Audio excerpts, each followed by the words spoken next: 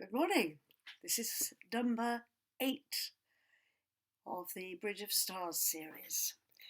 And I always start, as if you've been following these, you should know, with a character from the Angel script. So here's today's character. Let me bring it into your awareness. There we are. It's Lamed, which is wine. And that really made me think this morning, because I suddenly got this image of all the people who can't go to pubs and they can't go to restaurants and have a glass of wine, and they can't even invite friends round to have a celebratory meal in their own house and have any wine. So wine, beer, alcohol, I suspect it's still being purchased and still being drunk in quite large quantities, and perhaps some people are going over the top with it. But the wisdom associated with the concept of wine is that wine is the rich harvest of divine love. And one of the paragraphs in it says, wine is an essence of the divine gold which shines at all times, not only in the summer when the fruits ripen.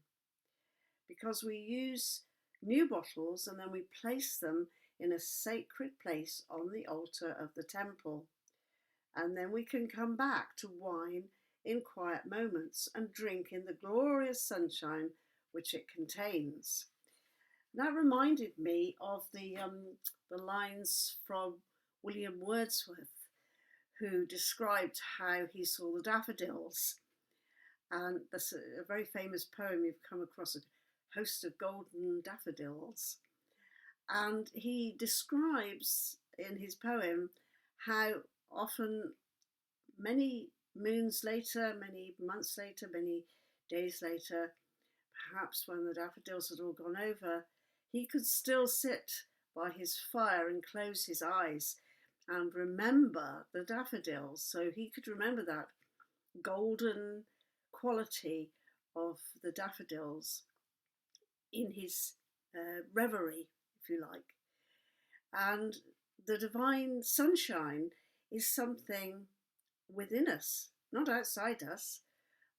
I think when we go out into real sunshine, if you like, outer sunshine in the world, what is happening to us is that it's wakening something up inside. And I'm sure this is why the ancients associated the sunshine with a god, the god Ra for the Egyptians. And they realized that it was actually a physical body. It wasn't literally some god sitting up in the sky, but they also realized that it was something inside themselves, that heaven was within them. So we can drink the wine. It's a very symbolic metaphor for the quality of grace and sustenance. Is often associated with bread as well for a communion ceremony. So we can draw on wine, even if we don't literally drink wine. We can draw on it as a spiritual resource, as a spiritual gift.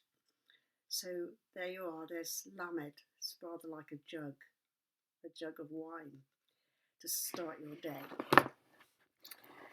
Okay, so I'm going to go back to this theme of time today, and I want to share with you a story from a book which, if you haven't ever come across it or read it, you should find it, Ageless Body, Timeless Mind. And it's by Deepak Chopra, who you probably have heard of. And Chopra was a student very closely involved with the Maharishi, who taught all the celebrities, the Beatles, and lots of people in the West learnt Maharishi's transcendental meditation. So Deepak Chopra comes from that kind of school of meditation.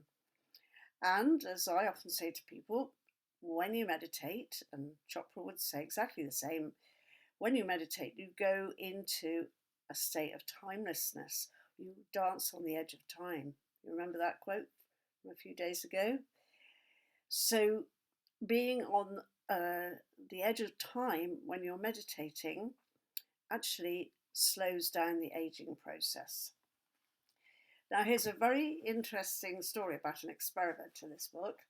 And one of the things Chopra says here is by increasing somebody's awareness so that they can break out of old patterns, old habits, allows new information to come into the biological system, and you can alter aging. So in 1979, there was a Harvard experiment, and they gathered together a group of men, and they were all 75 years old or older, and they were asked to come for a retreat for a whole week. And they were informed in advance that they would be given, a lot of physical and mental tests. And one additional stipulation was very precise. They were not allowed to bring with them any newspapers, magazines, books, family photos, any memorabilia that was dated later than 1959, 20 years earlier, right? So when they came along, they weren't to have any possessions with them that would remind them of any period later in their life than 1959. So the retreat that they stayed in was completely set up as though it was 20 years earlier, right? Instead of magazines from 1979, the reading tables had issues of Life or the Saturday Evening Post from 1959. The only music that was played was 20 years old, and in keeping with this flashback, the men were asked to behave entirely as if the year was 1959. All their conversations had to refer to events and people of that year. Every detail of their week in the country was geared to make each subject feel, look, talk, and behave as if he was still in his mid-50s, not in his mid-70s. So during this period, they tested extensive measurements of the subject's biological age. And although the people who measure age haven't got precise markers for defining biological age, there can be a general profile for somebody, and it's based on things like physical strength and posture and perception and cognition, short-term memory, and along with various thresholds of hearing and sight and taste. So the Harvard team wanted to change the context in which these men saw themselves or experienced themselves. So they were shifting their perception to think, no, don't think of yourself as being 75. Think and talk and act as though you are 55. So the premise of the experiment was that seeing oneself as old or young directly influences the aging process itself. To shift the context back to 1959, the experimenters had their subjects wear ID photos as well that were taken 20 years earlier. And the group learnt to identify one another through these pictures rather than through their present appearances. And they were instructed to talk in the present tense. For example, 1959, oh, I wonder if President Eisenhower will go with Nixon's when, there's another election. And their wives and children were referred to as well, as if they were 20 years younger. And although all these men were retired, they talked about their careers as if they were still in full swing. So quite an experiment, and this went on for a whole week. So the results of this play acting were quite remarkable. compared to a control group that went on a retreat but continued to live as if it was 1979, the make-believe group improved in memory and manual dexterity. They were more active and self-sufficient about such things as taking their own food at meals and cleaning up their rooms, and they were behaving generally much more like 55-year-olds. And in some of these cases, these men, before the retreat, were actually being very dependent on relatives or friends for help.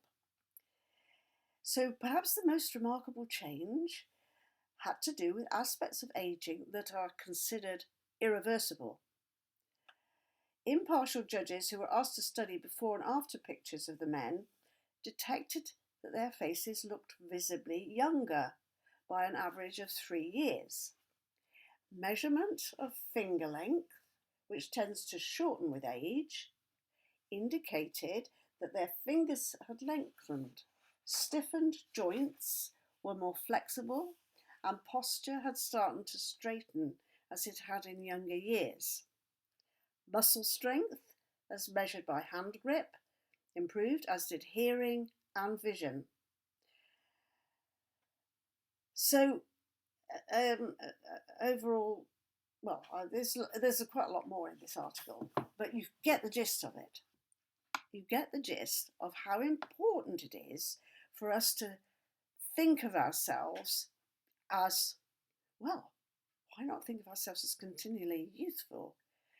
People who don't talk about being old or behave as though they're old tend to look younger, and meditating helps that process. I mean, people are often very surprised to find out how old I am because they often say, you don't look old enough to be a grandmother or be a great-grandmother. And I usually say, well, it's actually because I've been meditating for over 40 years. And I know what the experience is of being in the timeless zone, of having a timeless mind. So that's my encouragement for today, for you to do your meditation. Take time out to go timeless. And then your life starts to change at all levels. Okay, so let's see what we can find today in the Bridge of Stars. I'm just going to open it completely at random today.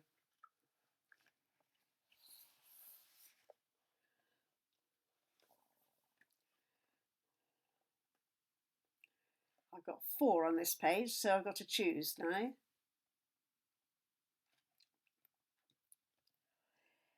Okay, this is called Making Friends. Very appropriate for what's going on at the moment. Lord or Lady, Lord and Lady, Father and Mother, show us where there is loneliness, that we may take friendship. Show us where individuals are not seen as persons, that we may acknowledge their identity. Show us where there is alienation, that we may take reconciliation. This is a prayer from the Women's World Day of Prayer in Jamaica. So one of the things that's potentially coming out of the experience that we're collectively going through is that we may look at people who were not looked at as individuals, like the numbers of homeless, for example. They're just numbers, and the people lying in the street sleeping rough were just numbers.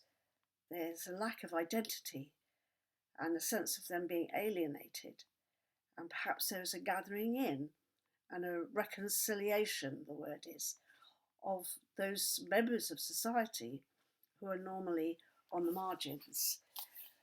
So let us send our prayers up for a great healing process.